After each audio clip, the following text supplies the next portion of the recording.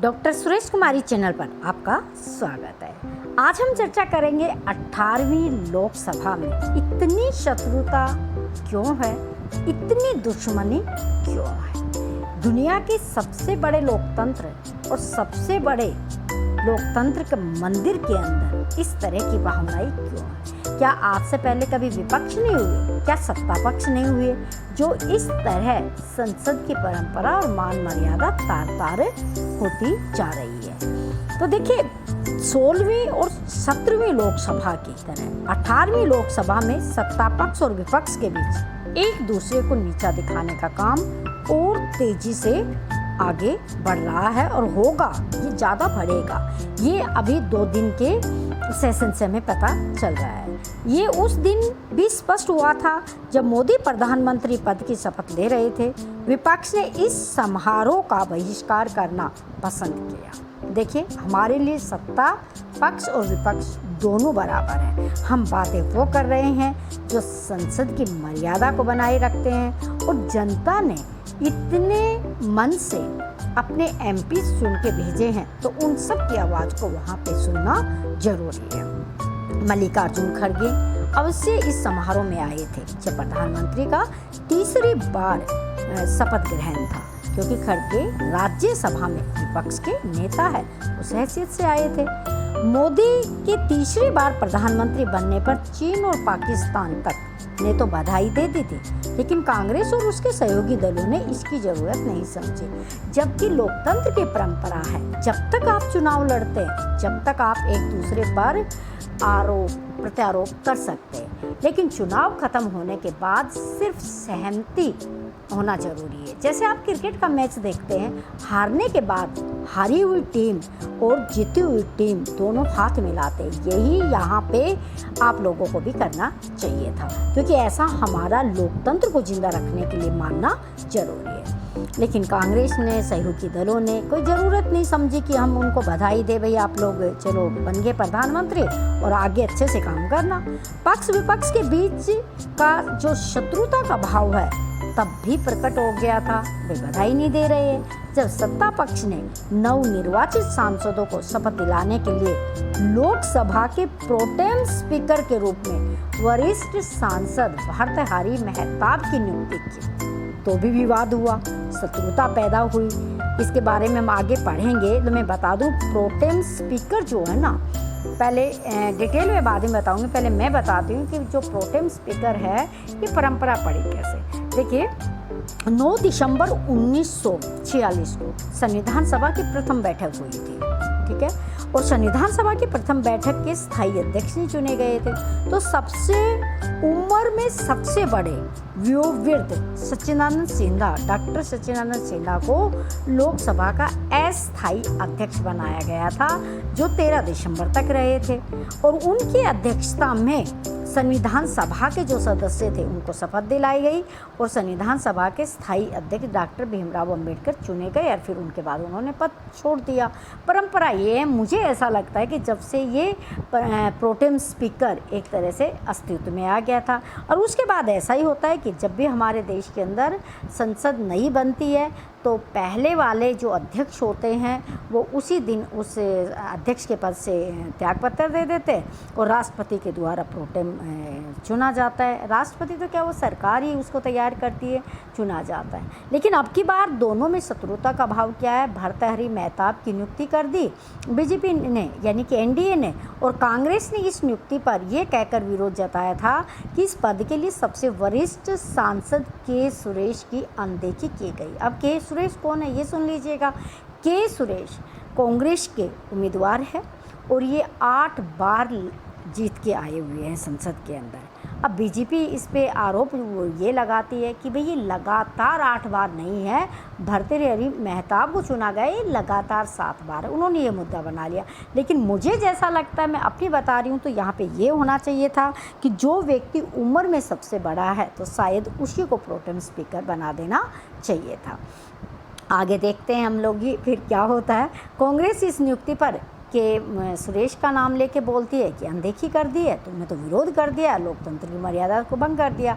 इस विरोध को निराधार नहीं कहा जा सकता, क्योंकि परंपरा यही है कि सबसे वरिष्ठ सांसद को प्रोटेम स्पीकर के तौर पर चुना जाता है।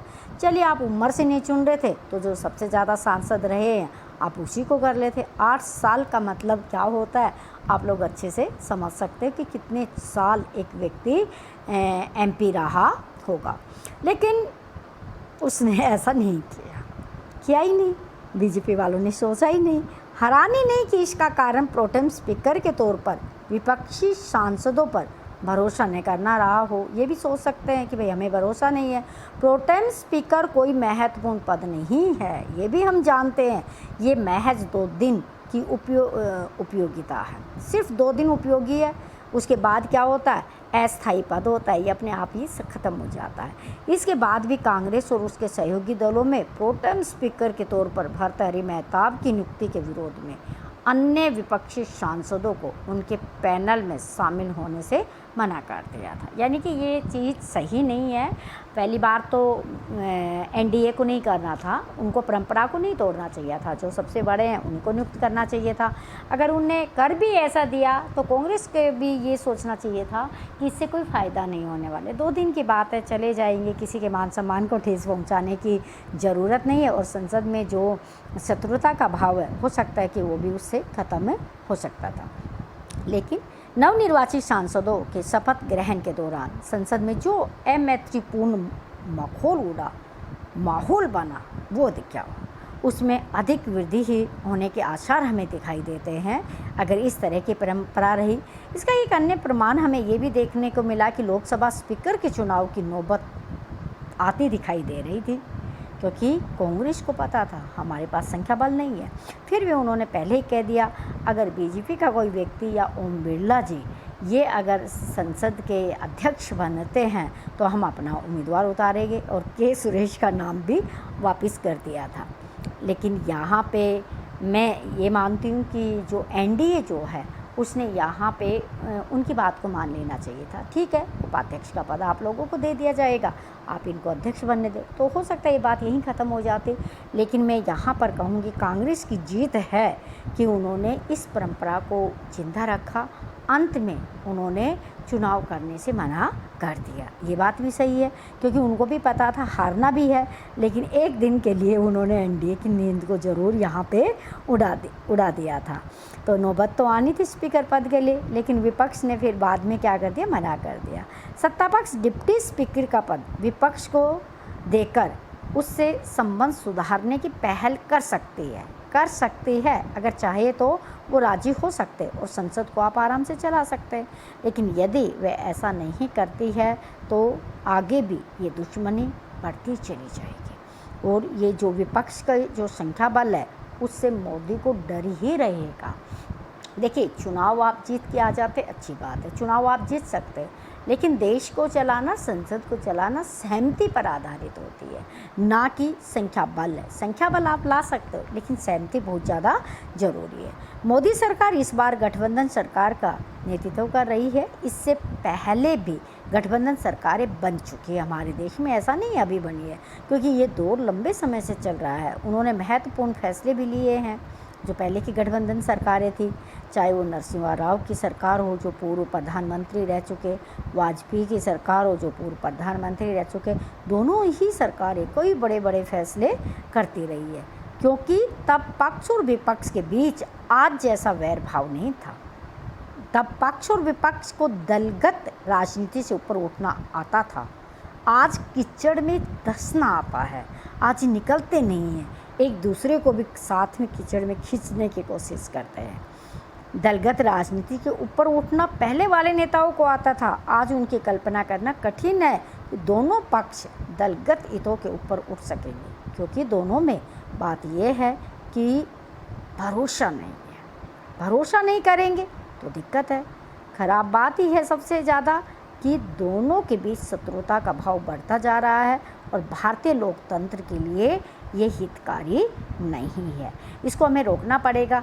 जैसे कि आज के दिन ही हुआ था कि संसद में नीट के पेपर पर चर्चा करना चाह रहे थे। तो किस तरह राहुल गांधी के माइक को बंद कर दिया बताया जा रहा है। तो इस तरह की घटनाएं संसद की कार्यप्रणाली में शोभा नहीं देती, क्योंकि संसद महापंचायत है, उसको हमें देख के ही क्या करना है, इस्तेमाल करना है। तो अब की बार कुछ मनमुटाव है। अब कुछ दिन पहले का एक मैं उदाहरण आपको बताती हूँ कि जो वैर भाव है दिन प्रतिदिन बढ़ता जा रहा है वो क्या है।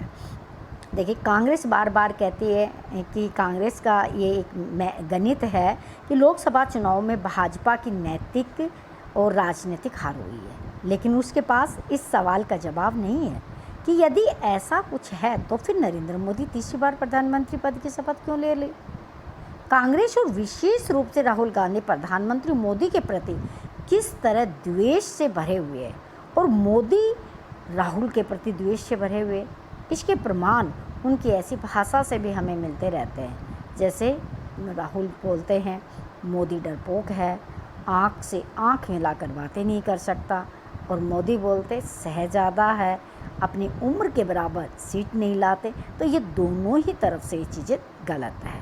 अभी हाल में राहुल गांधी इससे खास से संतुष्ट दिखे कि वाराणसी यात्रा के दौरान प्रधानमंत्री के काफिले पर किसी ने चप्पल फेंकी थी। इसे उन्होंने प्रधानमंत्री के घटते राजनीतिक कद के रूप में ही नहीं, बल्कि इस रूप में भी बयान किया कि लोगों में उनका डर कम होता जा रहा है। वह इस घटना को अपनी राजनीतिक जीत के रूप में मनाते दिख रहे थे। यही तो दुश्मनी है, यही तो शत्रुता है, यही तो लोकतंत्र का अपमान है। तो कैसे संसद चलेगी जब तुम इतना सोचोगे। लेकिन बाद में राहुल को कहीं ना कहीं उनके बड़े नेताओं ने बताया, और उस बात को संभालने के लिए उन्होंने अपने ही उसमें कुछ घंटों के बाद एक्स पर पोस्ट किया कि प्रेस कॉन्फ्रेंस जो हमने की थी उसमें महत्वपूर्ण बात कहना मैं भूल गया कि मोदी और उनके काफिले पर चप्पल फेंका जाना बहुत ही निंदनीय है। उनकी सुरक्षा में कहीं ना कहीं चूक हुई है, मैं इसकी निंदा करता हूँ। यानी कि अपने राजनीतिक कद को बढ़ाने के लिए बाद में ये बात की, लेकिन मन ही मन में कहीं ना कहीं इनके प्रति ये द्वेष है। तो हम आशा ये करते हैं कि 18वीं लोकसभा में संसद का सत्र ढंग से चले, ढंग से काम हो, ताकि जनता के हित में कुछ फैसले लिए जा सके और लोकतंत्र के प्रति, सांसदों के प्रति, नेता के प्रति, प्रधानमंत्री के प्रति फिर से लोगों की आस्था कायम रहे। आज हम इस संसद के बारे में इतना ही है, और वीडियो हम इस विषय पर लेके आते रहेंगे और हम राजनीति की बारीकियों को समझते रहेंगे। Thanks for watching. स्वस्थ रहिए, व्यस्त रहिए, मस्त रहिए और अपना बहुत ध्यान रखिए। धन्यवाद।